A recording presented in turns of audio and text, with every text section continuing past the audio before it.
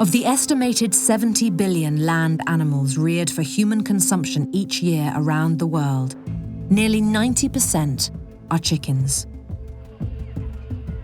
An emerging problem is that chicken consumption is now on the rise. Whilst chicken has a lower environmental impact than red meat, over 90% of chicken globally is now intensively farmed, and this is having devastating effects on our planet. If we compare the equivalent protein calories for meat and plant-based proteins, such as chickpeas, chicken does less harm to the environment than commonly consumed red meats, and yet still causes 40 times more climate-related warming per calorie of protein than chickpeas, and uses 50 times the amount of water. We know that if we would shift from ruminant meats to other meats, then we probably would reduce our footprint just from that particular product by about a factor of 10, which is quite a bit.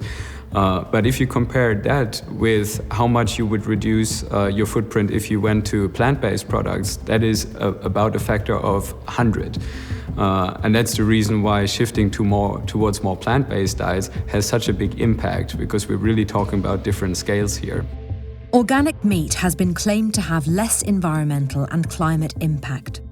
However, a study carried out by researchers at Oxford University found that, in fact, organic or conventionally produced meat has little significant difference in greenhouse emissions. So in our data, we didn't find big differences between organic and conventional across multiple indicators. What we did find is that no matter how you produce animal products, even the lowest impact forms of production still create higher emissions and use more land than typical vegetable proteins. So that's saying something really important. That's saying that even if you go into the shops and try and purchase sustainable meat or dairy, it's always going to be better to purchase vegetable proteins instead. Each year, the US government gives around $20 million to subsidize fruit and vegetable farming. But meat and dairy farming get a massive $38 billion from the government. It is now estimated that the annual cost to the US taxpayer of diseases related to meat and dairy consumption are now around $314 billion.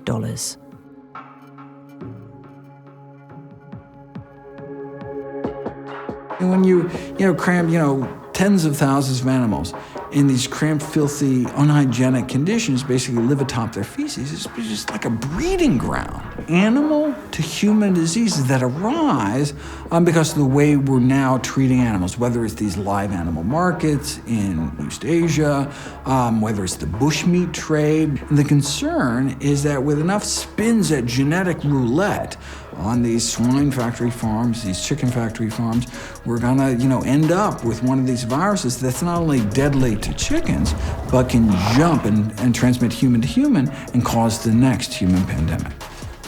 The risk of large-scale factory farmings increases the risk or the likelihood that we might have a pandemic, particularly of influenza in the future. This pandemic has been very severe, but this is not necessarily the big one. Swine flu, which killed over 500,000 people, is believed to have originated in pig farming. AIDS and the Ebola virus are believed to have come from eating wild animals, while MERS from camels, and also camel's milk and meat. SARS is thought to have spread from live animal wet markets, as was the recent COVID-19 pandemic. Bird flu is believed to have come from chicken farms, and also live animal wet markets. And the measles virus is thought to have originated from farm cows. People know now what a global pandemic feels like. They've seen the effects. They will be feeling the effects for many years to come.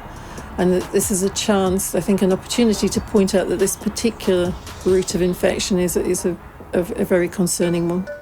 The World Health Organization has announced that the post-antibiotic era is near. A time where a simple scrape on the arm could become fatal.